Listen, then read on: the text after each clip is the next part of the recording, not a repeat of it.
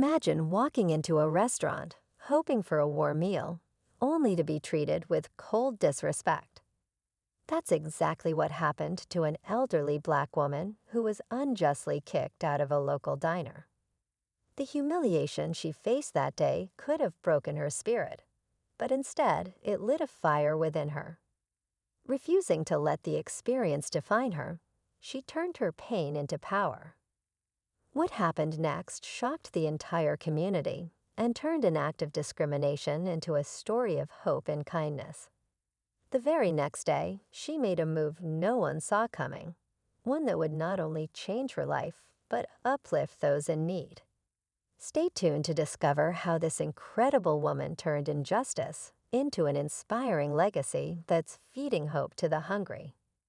The woman, known in her community for her quiet strength and kind heart, had visited the diner regularly for years.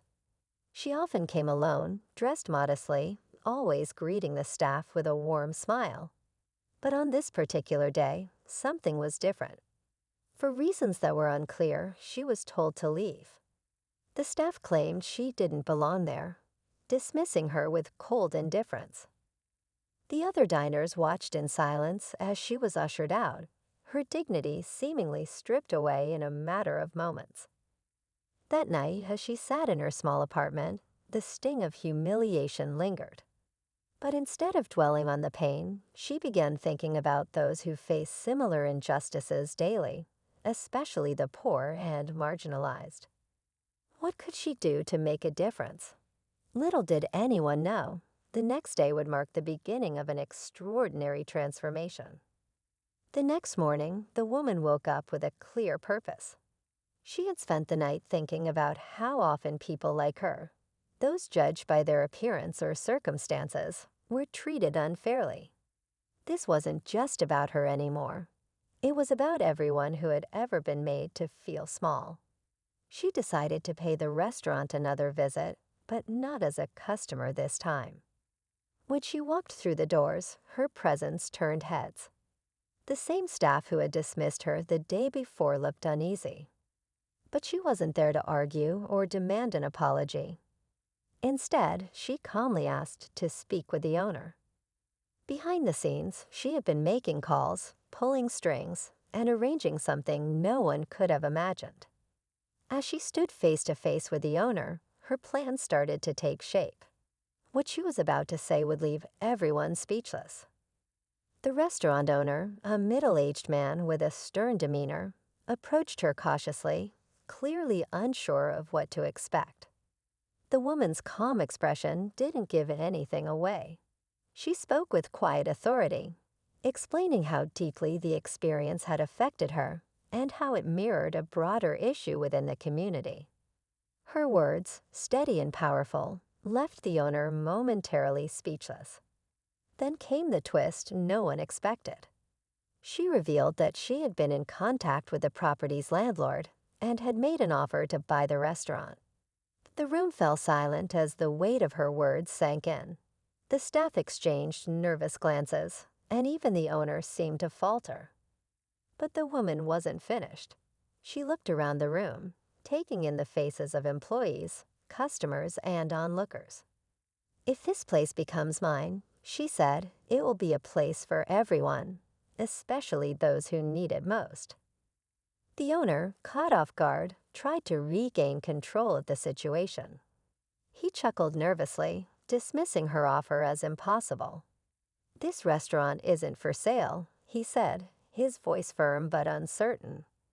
But the woman, unshaken, slid a document across the table, a formal agreement signed by the landlord. She had done her homework, and her offer was more than generous. Still, the owner wasn't ready to back down. He began to argue, claiming the deal wouldn't work, that she didn't understand what it took to run a business. His voice grew louder, attracting the attention of everyone in the room. But the woman stayed composed. "This isn't about running a business," she said softly. "It's about creating a space where no one feels invisible." The tension in the air was palpable. Just when it seemed like the owner might refuse to budge, another surprise unfolded. Someone unexpected stepped forward to support her. As the owner's objections grew louder, a voice from the back of the room cut through the tension. It was one of the diner's longtime employees, an older man who had worked there for decades. He stepped forward, his hands trembling slightly, and said, "She's right. This place has forgotten its purpose. It's supposed to bring people together, not tear them apart." His words carried the weight of truth, and murmurs of agreement rippled through the crowd. The owner's resistance began to falter. Realizing he was outnumbered and overwhelmed, he reluctantly agreed to finalize the sale. But as the woman prepared to take ownership, the final twist came. She revealed her true intentions. Instead of keeping the diner as her own, she announced it would become a community kitchen, open to everyone, especially those struggling to afford a meal. The room erupted in applause. What started as an act of humiliation had become a story of resilience, unity, and hope. The transformation of the diner into a community kitchen was swift and heartfelt. Volunteers from the neighborhood poured in, eager to help bring the woman's vision to life. The once exclusive restaurant became a warm and welcoming space, filled with laughter, shared stories, and the comforting aroma of homemade meals. The woman's kindness inspired others to contribute. Local farmers donated fresh produce, chefs offered their skills, and even former customers joined in, realizing the value of a space that put people before profit. The woman, now affectionately called Mama Hope by the community, became a symbol of resilience and compassion. What began as a moment of humiliation turned into a movement of empowerment. Her story reminded everyone that sometimes the greatest victories come from turning pain into purpose and lifting others as we rise.